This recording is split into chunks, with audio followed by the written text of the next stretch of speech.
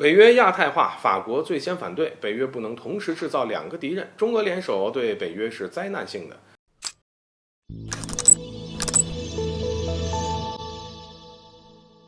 各位好，欢迎来到赵特产观察室。最近在香格里拉对话会上有一个词多次被提及，那就是北约的亚太化。北约已经在欧洲挑起了俄乌冲突，但这明显还不够。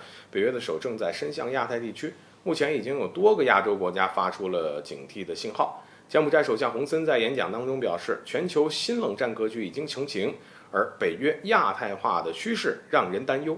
尤其是当前的中国南海正逐渐成为地缘政治的热点地区，一些国家宣布派军舰靠近东南亚，直奔中国南海，这对地区安全稳定也构成了威胁。对于东盟国家而言呢，南海的稳定至关重要，但是域外国家的干涉已经造成了重大威胁。前几个月，美国和菲律宾的防务合作打得相当火热。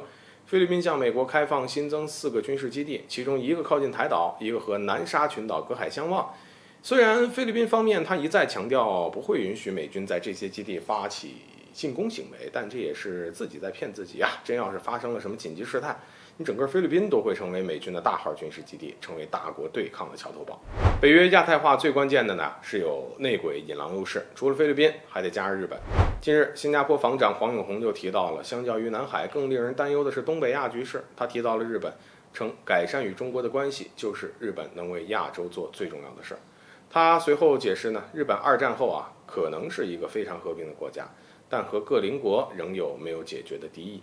近期日本军费不断增加，日本应该消除邻国的担忧，让邻国们放心。一向两头压住的新加坡还是不敢说实话，这话说的好像和中国关系不好，地区就不稳定了，这是在偷换概念。日本更应该做的是放弃成为美国主导的北约进入亚太的带路人，而日本是北约亚太化的一个重要代理人。在上个月，日媒就爆料，北约计划在日本增设办事处这件事儿呢，已经是引发了多个亚洲国家的反对和担忧。北约接触日本也不是1、2天了。07年的时候，日本首相安倍访问北约总部，自此北约就和日本一直谈论日本设立办事处的事儿。在18年，日本在布鲁塞尔设立了北约代表处。去年，日本首相岸田还接受邀请参加北约领导人峰会，接着加入北约合作网络防御的中心。而今年1月，北约秘书长斯托尔滕贝格访问日本，讨论加强和日本的防务合作，计划在日本开设亚洲首个联络处。而与此同时，包括美国、德国、法国、荷兰等北约成员之前也是通过日本在亚太进行航行挑衅和联合军演。亚洲都应该认识到，日本已经成为了亚洲人民最大的内鬼。这不仅是亚洲国家的担忧，同样在北约内部也有分歧。最近关于北约在日本设立代表处这件事儿，法国总统马克龙表示坚决反对。他强调，北约应该管好自己的北大西洋地区，否则将犯下大错。而法国官员也是着重提到，在面对中国的时候，尤其是西方要求中国不得军援俄罗斯的同时，北约伸向印太地区可能损害欧洲的信誉。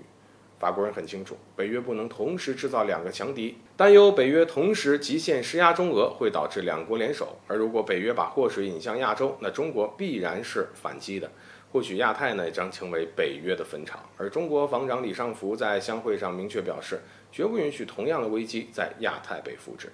好，本期节目就到这里，欢迎点赞转发，留下您的精彩评论。